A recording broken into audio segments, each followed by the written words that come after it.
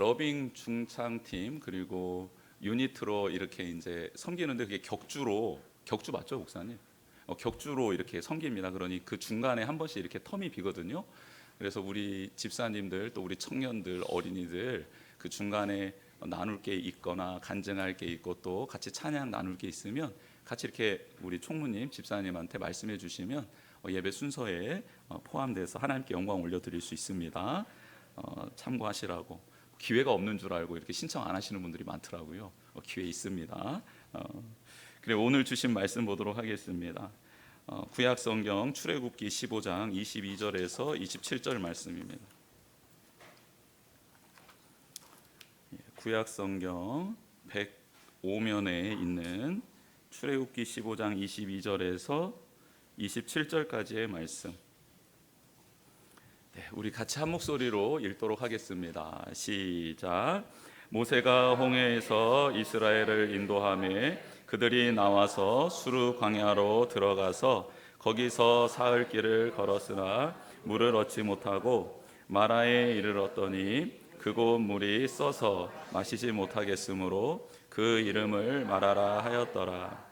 백성이 모세에게 원망하여 이르되 우리가 무엇을 마실까 하매 모세가 여호와께 부르짖었더니 여호와께서 그에게 한 나무를 가리키시니 그가 물에 던지니 물이 달게 되었더라. 거기서 여호와께서 그들을 위하여 법도와 율례를 정하시고 그들을 시험하실세 이르시되 너희가 너희 하나님 나 여호와의 말을 들어 순종하고 내가 보기에 의를 행하며 내 계명에 귀를 기울이며 내 모든 규례를 지키면 내가 애굽 사람에게 내린 모든 질병 중 하나도 너희에게 내리지 아니하리니 나는 너희를 치료하는 여호와임이라. 그들이 엘림에 이르니 거기서 물샘 둘과 종려나무 이른 그루가 있는지라. 거기서 그들이 그 물 곁에 장막을 치니라. 아멘. 한 주간 잘 지내셨습니까? 우리 성도님들을 하나님께서 사랑하십니다. 또 하나님께서 지키십니다. 하나님께서 복과 은혜를 우리 성도님들에게 충만히 주시기를 원하세요. 그래서 그것을 이렇게 많이 좀 누리셨으면 좋겠습니다. 하나님의 마음은 그런데 우리가 마음을 열지 않거나 혹 우리가 그 하나님 앞에 이렇게 반응하지 않으면 그 모든 것들이 그냥 이렇게 지나가는 거예요. 흘러가는 겁니다. 여러분 물고기를 잡을 때 우리가 이렇게 그물을 가지고 이렇게 할 때가 있지 않습니까? 혹은 뭐 투망을 던지거나 그렇지 않아요? 그런데 그때 물고기를 잡기는 잡아요. 그렇죠? 물고기가 너무 많으니까 물고기 많았다 던질 것 아닙니까? 근데 물고기가 안 잡힐 수도 있어요. 어떨 때 안 잡힙니까? 그물이 찢어져 있으면 안 잡히는 거죠. 투망이 찢어져 있거나 투망 밑에 그것을 모을 수 있는 돌들이 제대로 잘 박혀 있지 않으면 그냥 헛 그물질을 하는 거예요. 너무 많은데 복이 많고 하나님이 주시고자 하시는 게 너무 많은데 우리의 마음이 또 우리의 영혼이 준비되어 있지 않으면 그것을 누릴 수가 없습니다. 하나님께서 인격적인 분이시기 때문에 막 입에다가 막 억지로 이렇게 집어 넣어 주시지 않아요. 마음을 열지 않았는데 마음을 막 뒤틀거나 장비를 가져다가 막 뚫어내거나 잘라내지 않아요. 여러분 하나님은 인격적이신 분이기 때문에 그렇습니다. 근데 하나님은 너무 많은 복을 우리에게 준비해 주시고 은혜를 준비해 주시고 긍휼을 치유를 회복을 준비해 주셨는데 우리가 그것을 합당히 누릴 수 있어야겠습니다. 그러려면 한 가지 방법밖에 없어요. 이거 외에는 다른 방법이 없으니까 그렇게 나아가시면 돼요. 뭐냐면 하나님 저는 주님의 도움이 없이는 살아갈 수 없는 존재입니다 라고 고백하시면 돼요. 근데 여러분 이게 되게 쉬운 고백인 것 같죠? 많이 들으니까 많이 들어봤으니까 되게 쉬운 고백 같잖아요. 아니요, 전혀 쉽지 않습니다. 자기를 내려놓는 것, 자기를 부인하는 것, 그리고 그것을 매일 하나님 앞에 고백하는 것은요 정말 어려운 일입니다. 그래서 많은 그리스도인들이 교회는 다니고 말씀도 읽고 기도도 하는 것 같고 봉사도 하는 것 같지만 하나님이 그 안에 숨겨놓으신 예비된 거룩한 복들을 하나도 누리지 못하고 주일이 지나면 더 힘들어지는 거예요. 하나님 앞에 경건의 시간을 가지면 더 힘들어져요. 여러분 그런 경험 있지 않으세요? 내가 예배드리기로 잘 작정하고 나오는 길 꼭 부부싸움이 일어나죠. 안 그럽니까? 저의 경험을 빗대어서 말해서 죄송합니다. 오늘같이 뭔가 은혜를 충만히 누리려고 작정한 날 자녀와 말다툼이 생기고 트러블이 생겨요. 그리고 정말 내가 오늘 기도를 맡았어, 오늘 찬양을 맡았어, 특별한 순서를 맡아서 나오는데 이면 주차해놓은 차가 사이드 브레이크를 걸어놔. 막 별의별 일들이 다 일어나고요. 왜 이렇게 회방하려는지 모르겠어요. 그래서 우리는 그렇게 마음을 먹어요. 어떻게 마음을 먹어요? 앞으로 내가 예배 잘 드리겠다라는 마음을 먹지 않아야겠다. 여러분 우연인 것 같지만 사탄은 그 우연을 필연으로 그렇게 우리에게 속삭이며 쇠뇌시키는 거예요. 여러분 꼭 예배 드리러 가려고, 예배 잘 드리려고 준비하지 않아도 그런 일들이 일어날 수 있어요. 근데 왜 우리는 계속 이런 부분들을 왜 그렇게 안 좋게 부정적으로 연결해 나가는지 모르겠어요. 그렇죠. 오늘 내가 예배를 잘 드리려고 하는데 이런 일들이 일어나면 그때 그 감정을 잘 추스리면서 새로운 방법으로 나아갈 수도 있는데, 계속 내 내면의 문제를 가지고 마치 이게 하나님 앞에 내가 온전히 서려고 하니까 그러는 것 같다. 아니요, 온전히 서지 않으려고 해도 그런 일들은 너무 많이 일어나지 않습니까? 꼭 주일에만 비단 가정에 트러블이 생깁니까? 나의 일상에 뭔가 머피의 법칙처럼 일어나는 일들이 그렇게 하나님을 예배하려고 마음먹을 때만 일어납니까? 아니에요. 그렇지 않을 때도 너무 많이 일어나요. 그런데 사탄은 그렇게 하나님 앞에 서려는 우리를 굉장히 온전히 서지 못하게 하려고 우리의 생각을 그렇게 부정적으로 길을 들이는 거죠. 여러분 우리는 그런 모든 생각과 상황 속에서도 하나님을 바라볼 수 있고 또 하나님을 예배할 수 있고 하나님을 찬양할 수 있는 그런 거룩한 존재로 하나님이 부르셨음을 잊지 않았으면 좋겠습니다. 여러분 마음을 여셔야 돼요. 마음을. 그리고 분주한 생각, 또 마음 아픈 일, 혼란스럽게 하는 것들이 있다면 하나님 앞에 도움을 구하셔야 됩니다. 어떻게 해요? 하나님 없이는 살 수 없습니다. 하나님 도와주십시오. 저의 마음을, 생각을 이 시간 깨끗하게 해주십시오. 그리고 찬양이 들려질 때, 찬양을 제가 부를 때 제 안에 이 흐트러진 모든 것들이 하나님의 창조의 본연의 모습으로 질서를 잡게 하여 주십시오. 여러분 그때 우리 주변에 어떤 상황이 막 전쟁이 벌어지더라도요, 우리의 마음이 하나님을 향해 고요해질 수 있습니다. 여러분 이게 믿음을 가진 자가 누릴 수 있는 복 아닙니까? 상황이 어지러운데도 불구하고 하나님께 집중할 수 있는, 그게 하나님이 주시는 복 아닐까요? 그렇죠. 예수님을 믿음으로 구원받은 우리는 바로 천국에 들어가는 것이 아니죠. 이 땅에서 신앙을 지켜가며 예수 그리스도를 따르는 삶을 살게 됩니다. 그러니까 예수 그리스도를 믿음으로 바로 천국에 들어가는 게 아니라 이 땅에서 삶을 살아내라는 하나님의 특별한 명령을 받게 된다는 거예요. 하나님은 우리가 예수님을 믿자마자 하나님의 나라로 소환하지 않으십니다. 이 땅에서 그 믿음을 지켜가라고 말씀하십니다. 우리를 통해 이 세상이 정화되어야 되고 새롭게 돼야 된다는 하나님의 뜻을 정확하게 알려주시는 것이죠.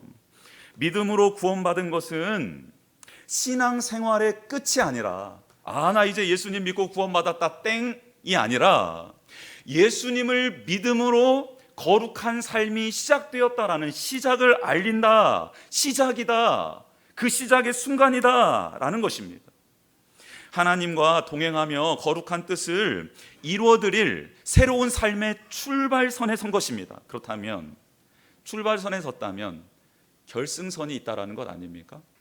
그리고 믿음은 그 과정을 살아내는 게 믿음이다라는 거예요. 바울은 믿음의 경주를 최선을 다해 뛰었던 사람입니다. 그러면서 믿음의 동역자들에게 이렇게 말해요. 사람마다 경주를 마치게 되는 날이 온다. 그러니 최선을 다하며 결승점에 이르는 너희들이 되기를 원한다. 그게 바로 성화의 과정이고 믿음이다라고 믿음의 동역자들에게 알려주었습니다.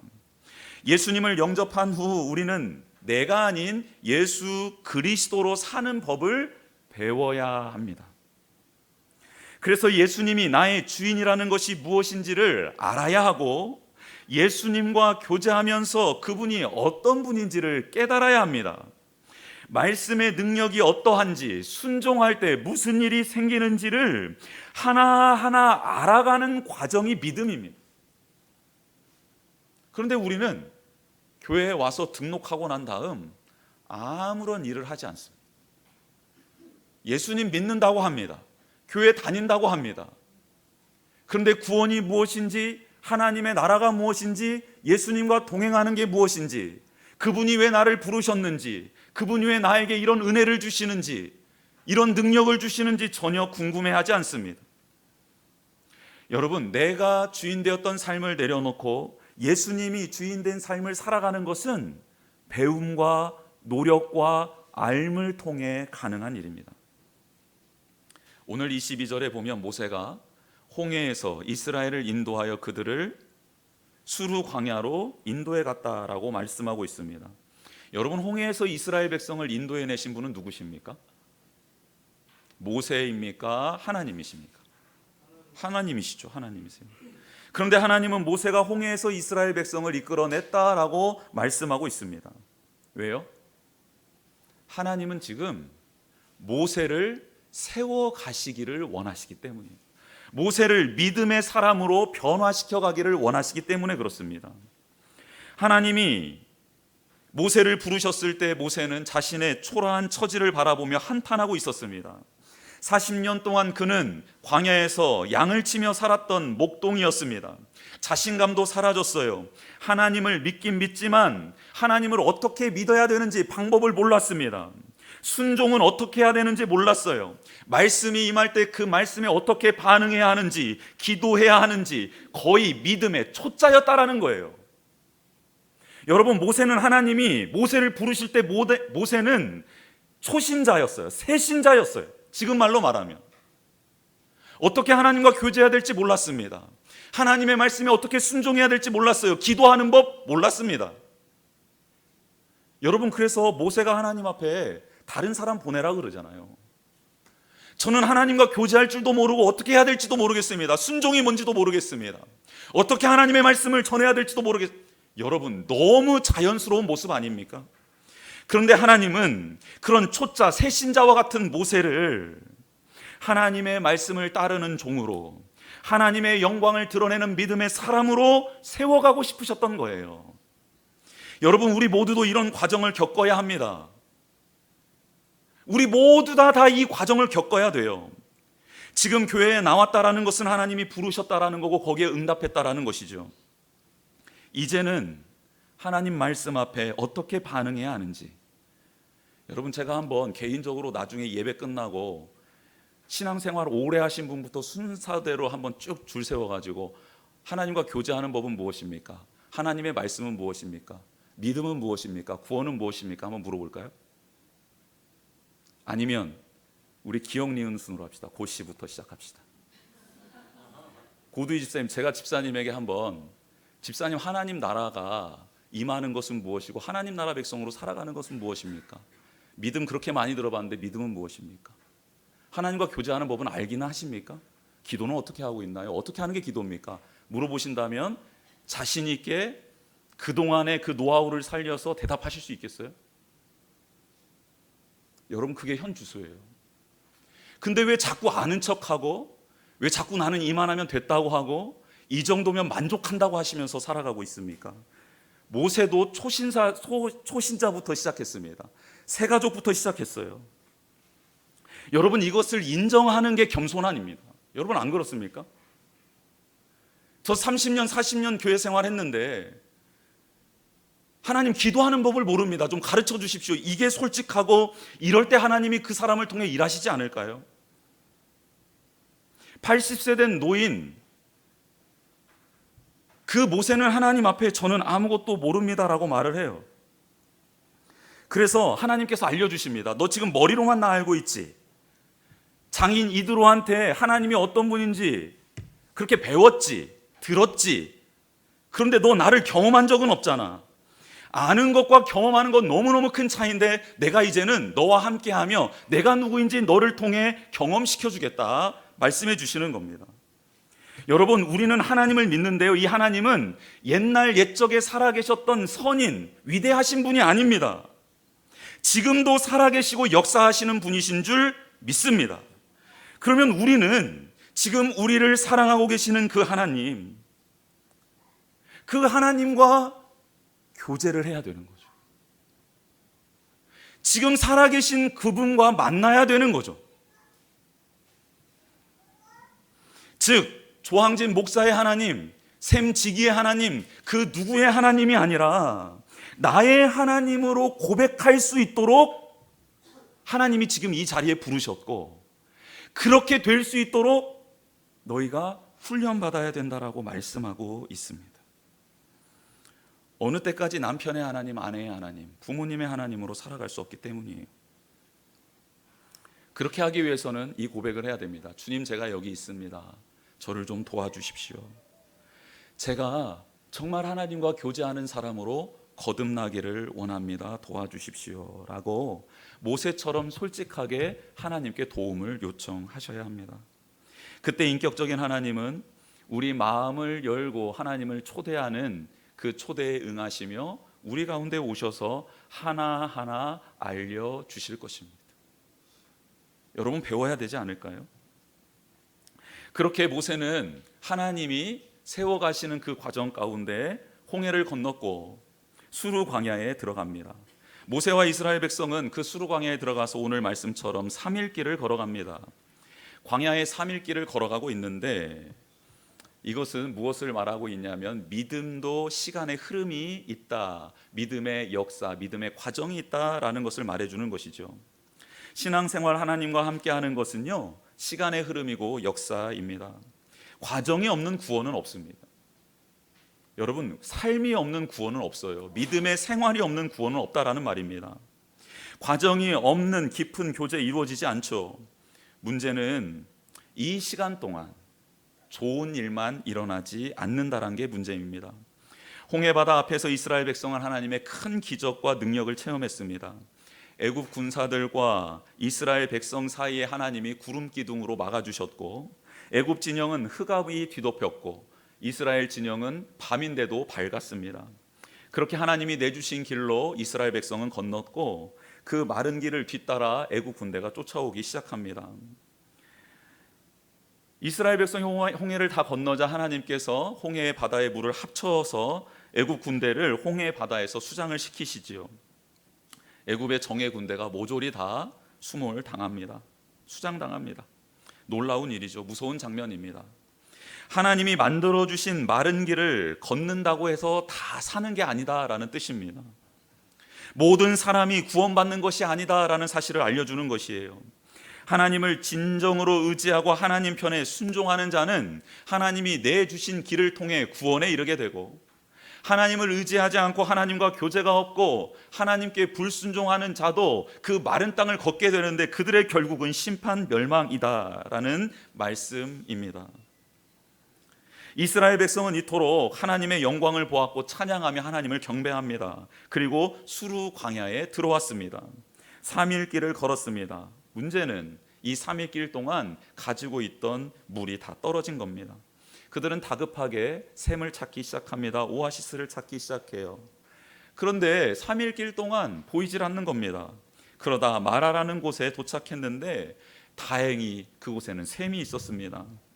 사람들이 허겁지겁 물가에 모여들었고 갈증을 해소하기 위해서 물을 떠서 마시기 시작했습니다. 그런데 웬일입니까? 그곳에 있는 물은 쓴 물, 썩은 물, 오염되어 있었던 물이었던 거예요.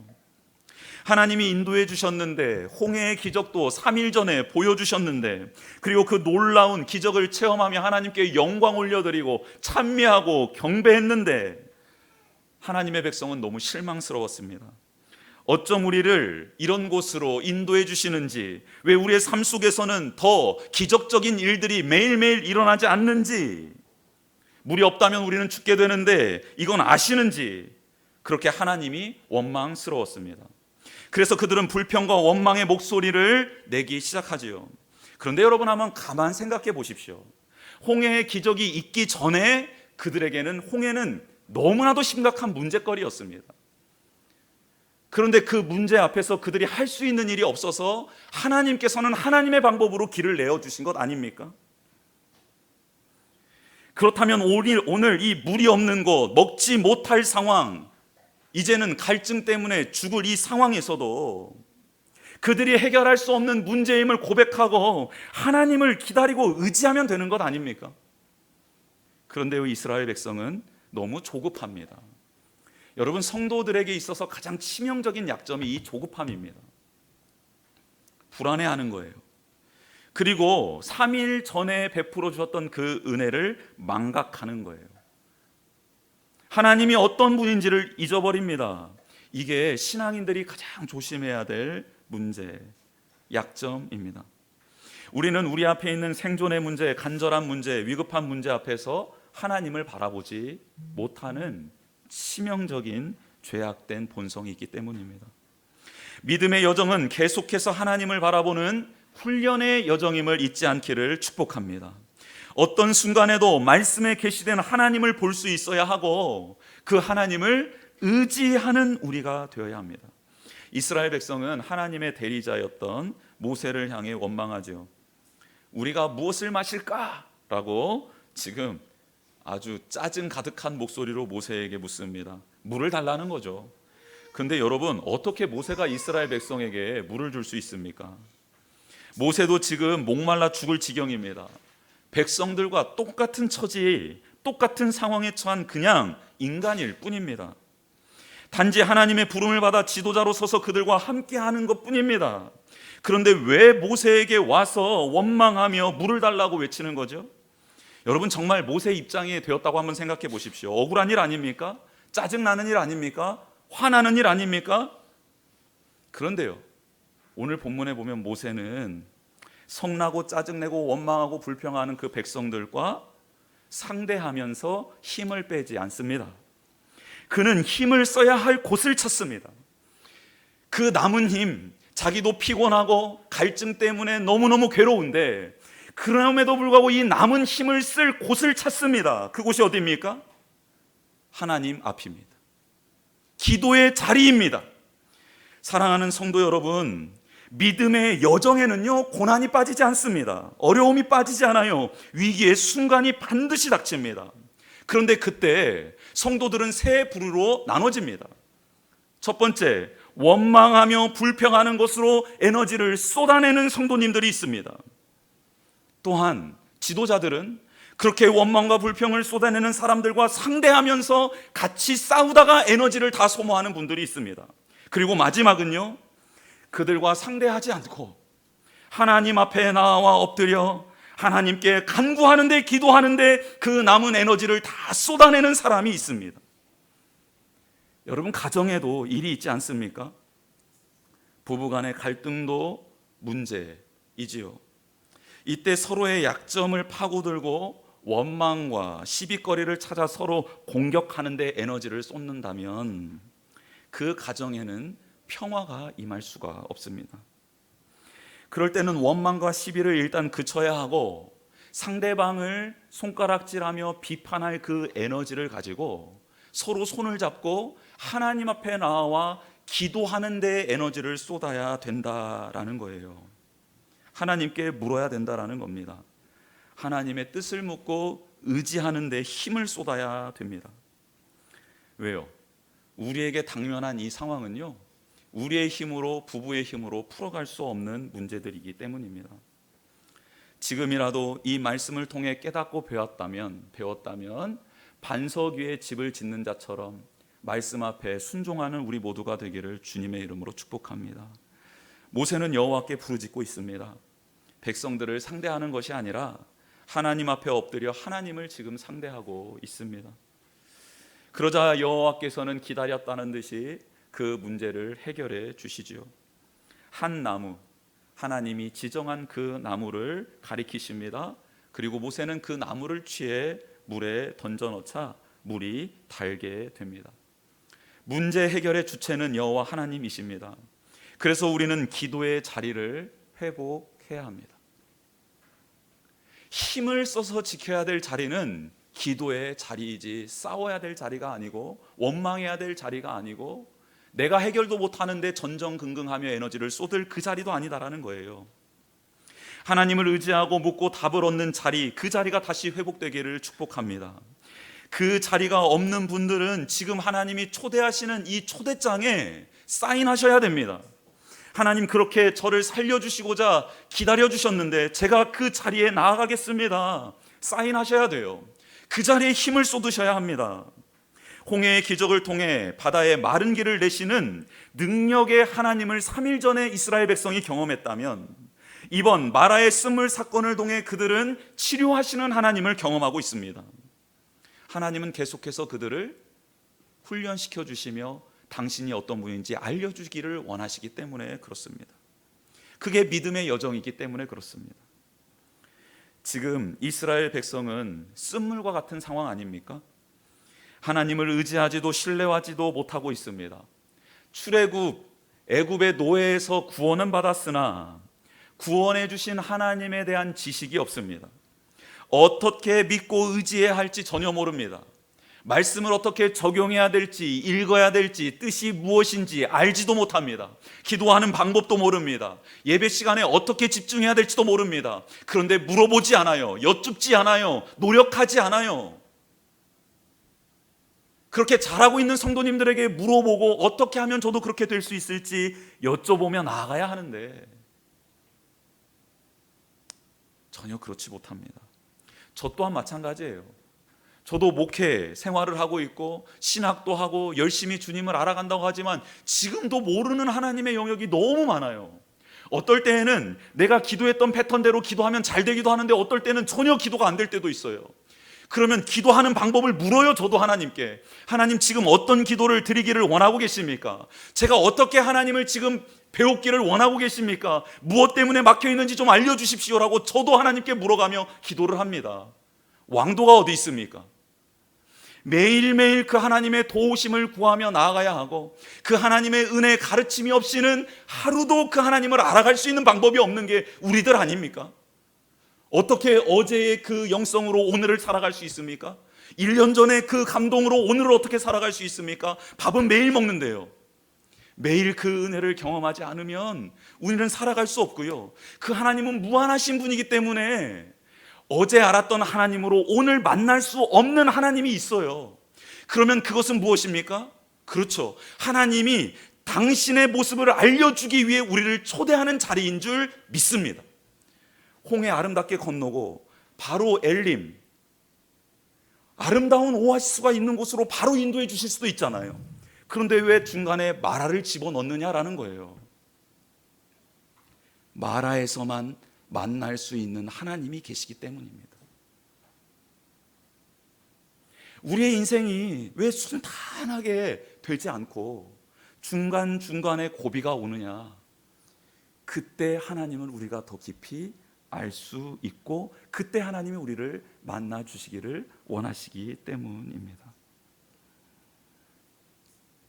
쓴물과 같던 그들과 우리, 단물로 치료해 주시는 하나님을 오늘 성경은 말씀하고 있습니다. 그 치료하시는 과정이 필요하다라는 거죠. 그들이 변화되는 데 있어서 하나님은 그들에게 무엇을 주십니까? 하나님의 법도와 율례를 정해 주시고 그 말씀에 순종하도록 하십니다. 여러분, 하나님이 이스라엘 백성을, 쓴물과 같은 이스라엘 백성을 단물로 변화시키는 데 있어서 그 치료 과정을 무엇을 주셨냐면 말씀을 주셨고 그 말씀에 순종하는 게 쓴물에서 단물로 변화되는 과정이라고 말씀하고 있습니다. 그런데 우리는 율법을 다 지킬 수 없잖아요. 그런 존재인 걸 알잖아요. 그래서 하나님은 한 나무를 집어넣으라고 하신 겁니다. 그 나무는 뭘까요? 신약으로 와서 예수님이 달리신 십자가 그 나무입니다. 주님의 희생과 사랑, 보혈과 생명을 받은 자만이 쓴물과 같은 인생에서 단물과 같은 인생으로 변화된다라는 거예요. 그분을 알아가면 알아갈수록, 그분의 말씀에 순종하면 순종할수록, 그분 앞에 엎드리면 엎드릴수록 쓴물과 같은 우리의 인생은 단물과 같은 인생으로 치유된다라는 것을 오늘 성경은 말씀해 주고 있습니다. 우리는 예수 그리스도를 영접하고 그분의 긍휼하심과 보호하심 가운데 매일 주어지는 말씀을 받고 있습니다. 그 말씀을 소중히 여기며 그 말씀을 통해 주님과 교제하고 주님의 뜻에 순종해 나아가는 우리, 완전하진 않지만 그 은혜 안에서 조금씩 겨자씨 한 알만큼만한 믿음의 행위를 하는 우리를 통해 하나님은 우리가 계속해서 변화되고 치유될 수 있도록 도와주신다라는 겁니다. 사람들이 우리를 만나면 짜증내고 화를 냅니까? 우리를 만나면 치유되어서 행복해하고 기뻐합니까? 그렇죠. 여러분, 우리가 쓴물일 때는 주변에 있는 사람들이 우리를 만날 때마다 괴로워지는 거예요. 근데 우리가 단물일 때는 어떻게 되죠? 우리를 만나는 사람들이 행복해지고 치유되고 사랑하게 되잖아요. 예수님이 우리 안에 오신 이유가 그것입니다. 예수님이 우리에게 당신을 알려주시고 당신의 말씀을 주시고 우리 가운데 그 말씀에 따라가자고 초대하시는 이유가 바로 우리를 단물로 만드셔서 우리를 통해 죽어가고 힘든 사람들을 살려내기 위해서, 물론 우리도 살려내실 뿐만 아니라 우리 주변에 있는 분들을 살게 해주시기 위함으로 우리를 그렇게 초대해 주신 줄 믿습니다. 여러분, 매일 훈련하셔야 합니다. 배우셔야 돼요.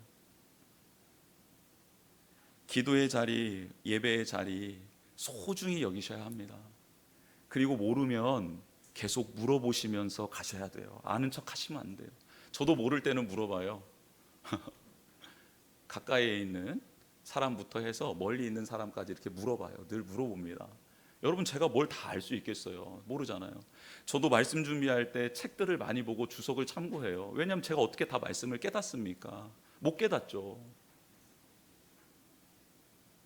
겸손함이 필요합니다. 그리고 매일매일 새로워지는 그 훈련의 자리, 하나님을 만나는 자리가 우리에게 꼭 필요합니다. 믿었다고 끝나는 일이 아닙니다. 믿음을 잘 지켜나가야 하고 더 성숙시켜 나가야 합니다. 그게 바로 우리를 이 땅에 남겨두신 이유입니다. 우리 같이 찬양하도록 하겠습니다. 아바 아버지 찬양하면서 우리를 치유해 주시고 고쳐 주시고